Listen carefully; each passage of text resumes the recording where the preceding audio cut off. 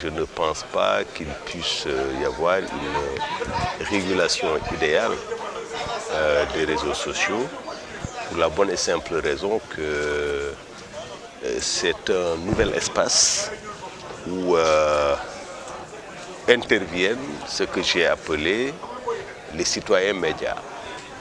En d'autres termes, chacun devient collecteur et traiteur, mais également diffuseur de l'information. Parce qu'avec le smartphone, vous n'avez plus la contrainte ni du déplacement sur le terrain, ni de la vérification de l'information, encore moins de la validation ou du protocole de validation d'une école de journalisme ou d'une expérience de terrain. C'est donc un espace totalement libre qu'il est, à mon avis, extrêmement difficile de réguler, sauf si, comme dans certains pays, comme la Chine, l'État intervient dans les dispositifs technologiques pour limiter et les accès et les modes de diffusion. Avant, un journaliste collectait de l'information, allait sur le terrain vérifier, l'information est traitée d'une certaine manière et elle est diffusée par des canaux précis, soit la radio, la presse écrite, la télévision ou même le site web.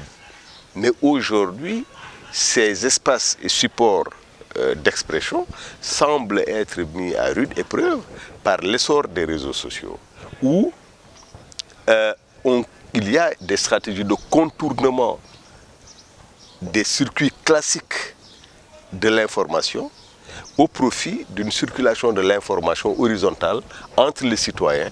Et ça va être extrêmement difficile de plus en plus pour les journalistes, n'est-ce pas, de résister à cette concurrence. Et la preuve, c'est qu'aujourd'hui, le nombre de personnes qui sont dans les réseaux sociaux, par exemple, on évalue à peu près à plus de 3 milliards ou 4 milliards, le nombre dans le monde. Dans un pays comme le Sénégal, il y a plus de lignes que d'habitants, parce qu'on a à peu près 16 millions et quelques lignes téléphoniques. Ça veut dire que chacun a son smartphone, chacun peut produire et diffuser de l'information avec le maximum de support. Vous avez Twitter, vous avez Facebook, vous avez YouTube, vous avez de plus en plus TikTok, vous avez Instagram, vous avez Tumblr, vous avez une palette de réseaux sociaux qui vous permettent de construire votre information. C'est pourquoi il est important aussi que les journalistes classiques, entre guillemets, ou ce qu'on pourrait appeler les paléo-journalistes, s'adaptent au nouveau contexte. Il faut qu'ils s'adaptent non seulement du point de vue des angles de traitement de l'information, mais également du point de vue des supports de diffusion de l'information.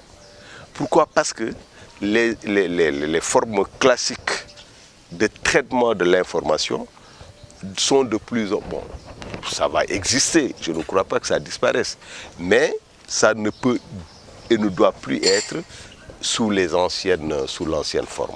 Sinon, la presse quotidienne risque de disparaître, la radio, la télévision, tout ça doit être repensé à la lumière des réseaux sociaux, afin que le journaliste classique ne laisse pas tout le champ ou tout l'espace à ce que j'ai appelé le citoyen média.